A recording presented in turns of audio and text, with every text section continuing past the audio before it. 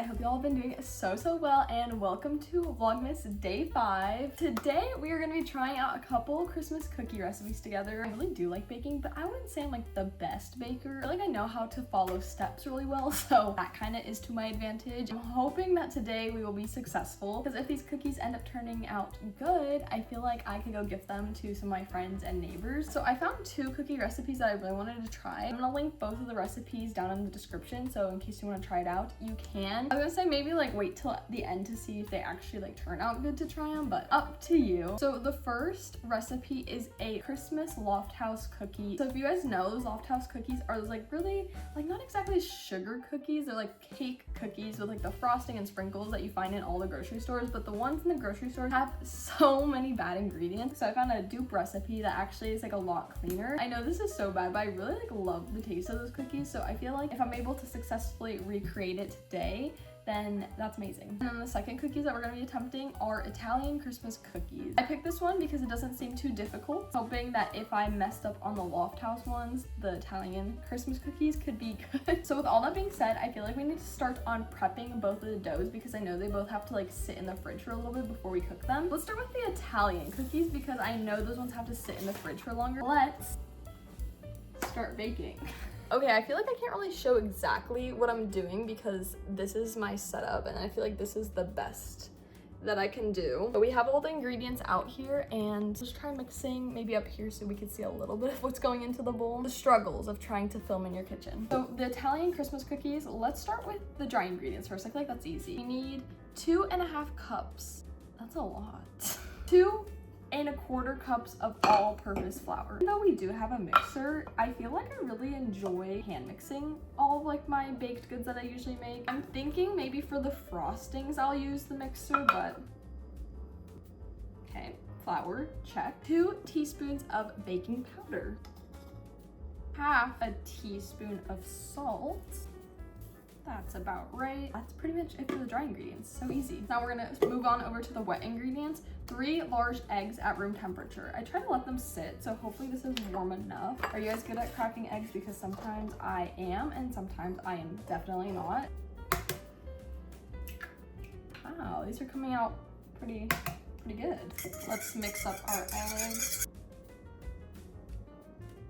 Okay, so I'm technically not following their instructions. Technically, I was supposed to do butter, sugar, and salt together, and it's mix it really fast until it's light and fluffy, and then you add the eggs in. Okay, I feel like I could still figure this out without a mixer, right? Should I get the mixer? I don't know. Mixer grabbed. Because I actually read through this recipe, which I probably should have done starting off, but yeah, it kind of seems like this one you need to be mixing. So redemption time. Good thing I didn't mix in too many things yet. I think things are getting a little serious. Gotta put the hair back. Beat 1 stick of room temperature unsalted butter. Got our butter, which I feel like it's pretty soft now. Then we need the 1/2 cup of granulated sugar. Getting added in. Salt, which I technically already added into the flour. So I'm only gonna do a little bit. Mix until it's light and fluffy. Let's mix. Why am I so scared to move this? Okay. Now it's time to add the eggs, and it says to add the eggs in 1 at a time, but of course mine are all mixed together already because I was not reading the instructions. So I think we'll just do a little splash at a time. Just added in the last amount of eggs, and while that's finishing mixing up, we have to add in our almond extracts, which I feel like this is gonna smell so good. There are like a lot of extracts when you go into a baking aisle that you wouldn't even know what would be used for. Like in our next recipe, I have to use butter extract, and I've never heard of butter extract until yesterday. It smells good. It smells like an almond croissant to me. Mixing in 2. Okay, that was already definitely 1, and I'm spilling everywhere somehow. A little bit at a time, and we can't possibly do this wrong.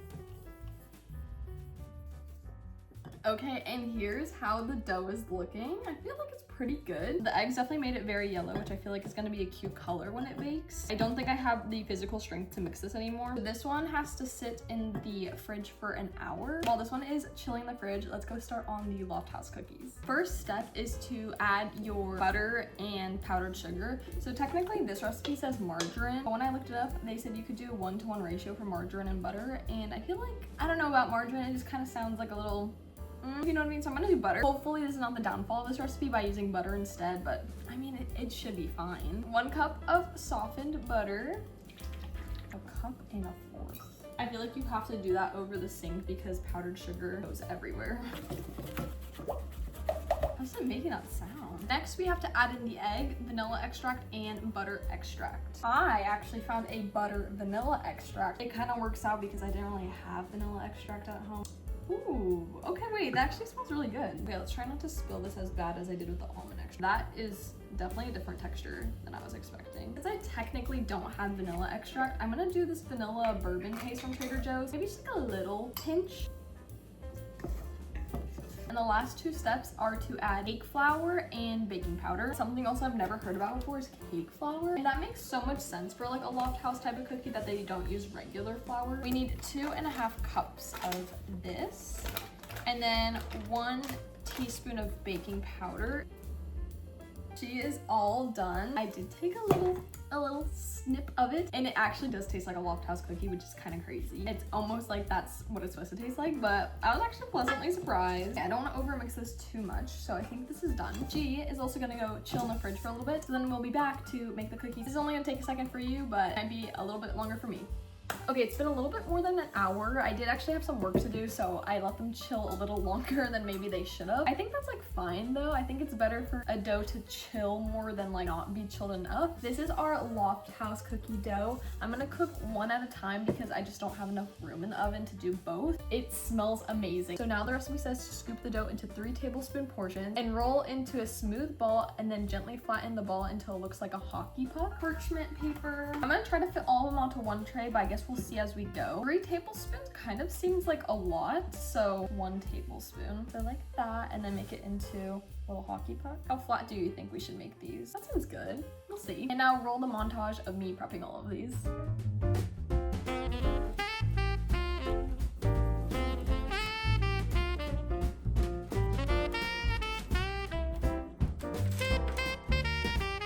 While the Lofthouse cookies are cooking, they say 9 to 10 minutes, but you just have to take it out before it starts to get brown. So I'll keep an eye on those. We have our next batch, which is the Italian Christmas cookies. I wasn't really sure how to space out the Lofthouse ones because I feel like those ones might expand more. For this recipe, they said 1 tablespoon balls, and then there could be 24 on a sheet. So I'm hoping that this could all fit on 1 baking sheet. So time to prep these.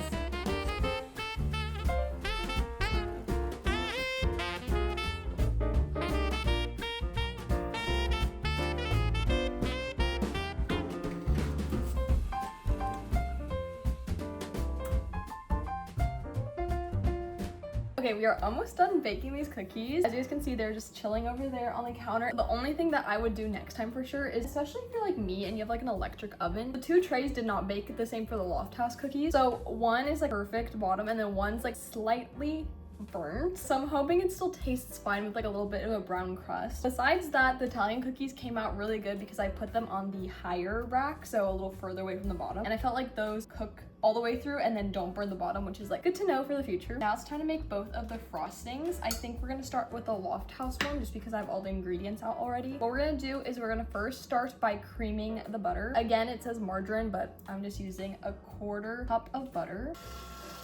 Unfortunately, my mixer is definitely not reaching the bottom of this bowl. Maybe I just need a new attachment, honestly, like probably one that's meant for baking.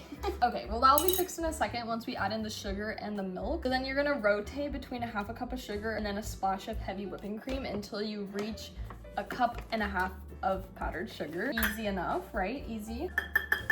I'm gonna get this mixing slowly and then add a little bit of the milk. Okay, I think it's done. Time for a little taste test. The consistency looks amazing. Pretty good. Very sweet for sure. Ta-da! I'm just scooping it out into a little separate bowl because I am still waiting for the cookies to kind of cool down completely before frosting it. I don't think I'm gonna add any like food coloring or anything, just keep it white and simple because I think the sprinkles are gonna have a nice pop of color anyways on it. This is staying in the fridge until we're ready to frost the cookies, and now switching over to the Italian Christmas glaze. You know what? I kind of give up on using the mixer today.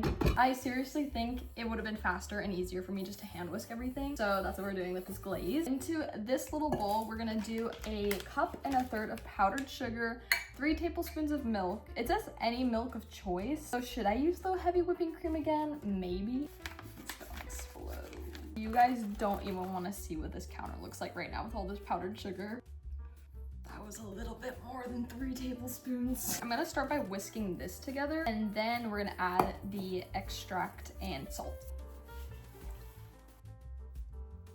The glaze is done. I added a little bit more splash of like regular milk because I felt like it was too thick. And based off the photos, well, like, okay, every cookie looks a little different, but I kind of wanted it to be more of a runny glaze, so it's like not a super thick one like the Lofthouse are gonna be. Now it is time for the most fun part of it all, decorating. Cue the decorating montage.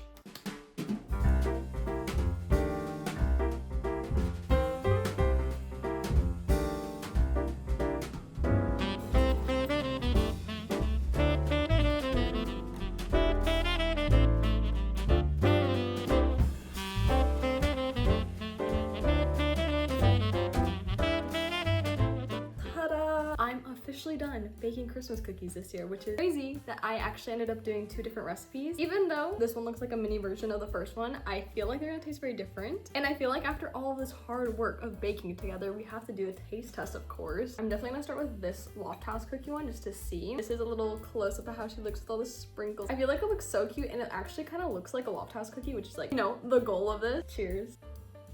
Wow. That is pretty spot on. This is how it looks like on the inside, so it definitely cooked all the way through. Wow, okay, wait, the flavor, definitely spot on. The next cookie is our little Italian Christmas cookie. And see what I mean? The bottom is perfect compared to top rack, bottom rack, so top rack it is. Definitely smell the almond from it. I feel like that's so yummy, so cheers. Okay, the Lofthouse one is good. This is amazing. This one has a consistency of like a Madeleine cookie. Oh, and I love those Madeleine cookies. The cookie's not too sweet, so like a little bit of frosting is like a perfect touch. I probably could eat this whole batch in one sitting. I'm not even kidding. I feel like I was actually super successful with making those recipes. I feel like the only cookie I've ever made from scratch is chocolate chip and snickerdoodle. When I made those, they didn't turn out like that great. This, I'm actually very proud and impressed with myself. Besides the giant mess that I made in my kitchen, cooking 2 recipes at the same time was not that difficult. You just really have to do one at a time, and I feel like it was super easy to actually be able to accomplish it. Thank you guys for joining me on this slightly chaotic baking day. Thank you so much for watching this video, and I will see you guys tomorrow.